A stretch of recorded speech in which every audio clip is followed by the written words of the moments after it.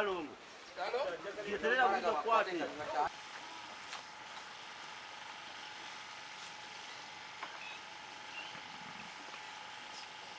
Abakudde na buli omu gy'abudde kubanga bamugobereza okwagala okwo Mugenzi Andrew Felix Kaweesi kwe yalina. Twagala okumwebaza nga tulina okwebaza Katonda yamuwa okwagala okwo. Nti okugenda kwe kwaleka eddibu ddene mu mitima gy'abantu kubanga yali wa mugaso. Kati yagenda naye ffe abaasigala tuli ba mugaso. Omusajja yali ow'omugaso mu ekereziya we n'ensi.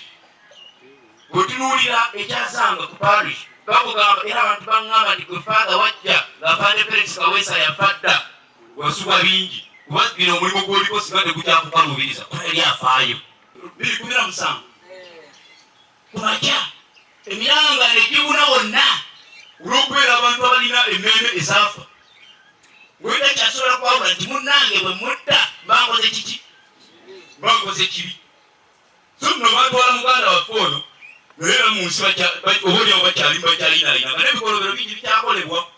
Nonno nga tusabira muganda waffe ono Omukama Katonda gwejjamu ffe ng'ayita mu mbeera gye yayitamu gye yagenderamu. Twalwadde twogera okusabira abantu ab'emitima egifaananako bwe gityo abatandise okufa abafudde senga w'omutima ng'ekirungi tebakyasobola kukyawula ku kibi. N'anyigiriza munne ye n'agenda ng'asanyuka naye ng'alese munne amukkiriza ezira kumwa. Envu oyo manya nti alabika obwongo buli engeri gye bwewunzise kubanga Katonda yatuteerawo kati fe Abakristu Abakatoliki tuli mu kiseera eky'ekisiibo tukitambuddeko omwezi.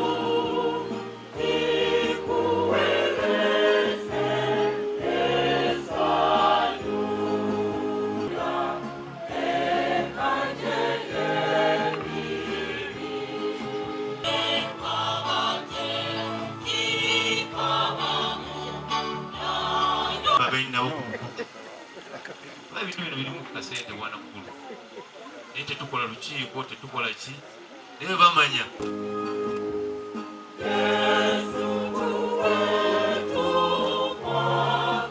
mulungi ate n'abaana balungi nnyo ddala. Abaana basoma naye nga tenyinza obategeeza nti obuko busigala buki obuko busigala buki buko. Era tukimanyi bulungi nti bali baana bammwe baana baki bammwe abazze wano okutuyambako mu bino byonna. Tuyinza kukola kantu konna nga mwe temukkiriza. Katonda yasooka okukkiriza namwe ne mukkiriza. Sijja kwerabira Kayitana ne gurupu Kayitana ne Josephine. Abantu abo bakoze nnyo. Omusila waffe banyaga ayumbe yasooka omwagala 17 tumujjukire. Andrew Felix omusajja mu poliisi omusajja musomesa naye amagezi gaalina mangi nnyo okukira gw'abantu aba bulijjo. Bwe nali deployed mu kitongole ekikola ku by'ettaka emyaka egyo 5 twalaba ebizibu 10 ng'ebimu ebitulemerera bajuliza we ng'ebimu bitulemerera kubanga bizibu. Ababiri oba abasatu oba abana abazze mu kitongole kyaffe naga nti temutukoze bulungi katunoonye Andrew katunoonye afande nga bwe bamuzuula ate naye ng'abyenyigiramu oba olyawo ebimu nga bikutuka. Ate tubasabira nnyo abamu tubasangana n'okubasinkana ffe situbamanyi naye bwe batumanyi. Bwe twali twakamala njanjoza emyezi nga3 nze ne mukulu wange oyo Kayitana twabeera ku bunkenke obuzibu ennyo naye tetulina kyakukola. Naye Katonda gy'oli Katonda gy'ali ekitwogereza mu kamera zino twagala obategeeza nti we muli wonna olunaku lujja kukya ne bwe munaakola mutya olunaku lujja kukya.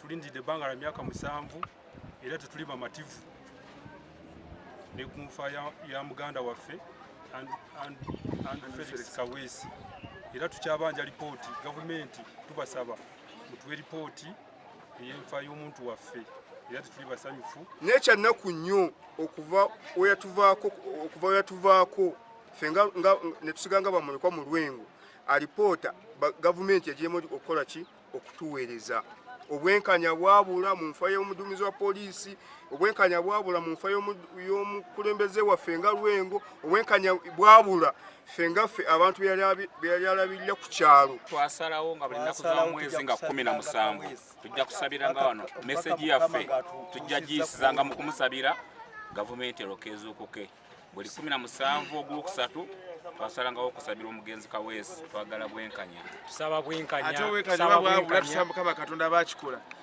abasasule ekisinga okuba obubi ate abatulageko nga bakyali balamu naffe tubalabeko nga tukyali balamu kama katonda babonereze obwenkanya babubuze gavumenti elemedde okuleeta obwenkanya mukama katonda batubonereze tubalabeko nga batukyali balamu naffe babonebone ku nsi kuno n'abaana baabwe babonebone n'omuzzukulu n'omwana era naffe olunaku luke tubeegatteko eyo gye muli oyo Yesu naffe twesiga era tukakasa embeera eriwo embeera yekuwa ekyokukola kigala tagenda magye ozi ng'osangiddwayo awo no tubeebaza okukakkamwe